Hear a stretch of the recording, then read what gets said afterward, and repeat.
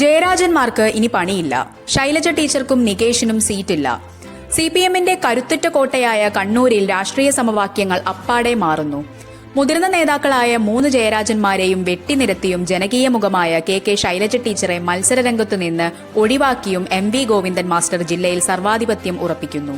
മാധ്യമരംഗത്തു നിന്ന് രാഷ്ട്രീയത്തിലെത്തിയ MV നികേഷ് കുമാറിനും ഇത്തവണ സീറ്റില്ലെന്നാണ് സൂചനകൾ. CPM 3ാം തവണയും അധികാരത്തിലെത്തിയാൽ ഗോവിന്ദൻ മാസ്റ്ററുടെ ഭാര്യ PK ശ്യാമളയെ മന്ത്രിസഭയിലെത്തിക്കാനുള്ള കൃത്യമായ കരുനീക്കങ്ങളാണ് ഈ വെട്ടിനിരത്തലുകൾക്ക് പിന്നിലെന്ന ആക്ഷേപം ശക്തമാണ്. കണ്ണൂർ രാഷ്ട്രീയത്തിലെ അതികായന്മാരായ EP Jayarajan, P Jayarajan, MV Jayarajan എന്നിവരെ ഇത്തവണ മത്സരരംഗത്തു നിന്ന് പൂർണ്ണമായും ഒഴിവാക്കാനാണ് ഔദ്യോഗിക പക്ഷത്തിന്റെ നീക്കം. പാർട്ടിയിലെ വിഭാഗീയത അവസാനിപ്പിക്കാൻ എന്ന പേരിൽ നടത്തുന്ന ഈ ക്ലീൻ സ്വീപ്പ് യഥാർത്ഥത്തിൽ ജില്ലയിലെ അധികാരം ഗോവിന്ദൻ മാസ്റ്ററുടെ കൈകളിൽ ഭദ്രം.